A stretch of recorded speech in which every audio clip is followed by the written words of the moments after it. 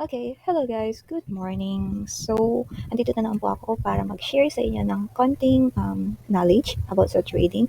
So, okay, um, ano ba yung gagawin natin ngayon? Okay, so gusto kong ipakita sa inyo kung ano ba yung dapat gawin or ano ba yung need unahin bago tayo mag-chart. Ayan, so, or sa pag-chart ng isang coin. Okay, so ituturo ko sa inyo kung ano ba yung mga gagawin natin, okay? Si support and resistance, okay? So, ano ba yung support and resistance? Support and resistance, okay? So, kapag sinabing support and resistance, wait, sorry. Kapag sinabing support and resistance, ito yung magiging bubong at sahig ng isang coin, okay? So, support and resistance, ito. Ito yung resistance level natin at ito naman yung support level natin. Oh, wait, medyo ano. Ayan, support level natin. Okay, so ito yung resistance at ito yung support. Okay, so bakit kailangan natin ng support and resistance? Okay, kailangan natin ng support and resistance to plan our trades, to plan our entry and exit. Okay, okay, so kasi, kadalasan yung isang coin, dito yan. For example, ito yung price niya.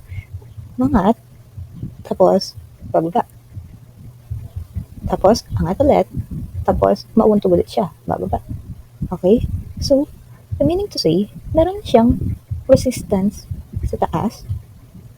Meron siyang support sa baba na babalikan at uuntugan. So, ito yung mga key levels resistance natin na malakas sila. Okay? Kasi, dun pa lang is nagba-bounce back yung isang price. Okay? So, paano ba natin hahanapin to sa isang coin? Okay, tingnan natin sa XRP muna. Okay, sa XRP. So, usually guys, sa 4 hour or sa 1 day time frame ako titingin ng bias natin. Okay? For example, ito si 1 day. Okay, punta na tayo sa 4 hours. Sige. So, 4 hours ako nagpa-plot ng support and resistance. Okay, for example, ito. Nasaan kaya yung bubungan natin dito at sahig natin? Kasi kung titingnan mo, yung price dito is umangat, bumaba, and then umangat, and then bumaba. So, napaka-clear niya na nandito yung resistance natin. Ito yung resistance level, and then ito yung support niya. Okay? Nandito yung support niya.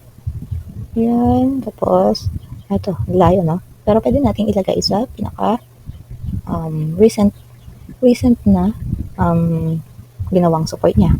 For example, ako kasi ginagawa ko is yung lines yung ginagawa ko instead na yung lines na ganito. Example, ito yung wick niya, di ba? Mapapansin mo, ito yung wick. Sa taas ng wick, and then sa body ako kumukuha. Sa body nito. Ayan. Tapos, sa ilalim naman, ito yung resistance, di ba? Ito yung resistance.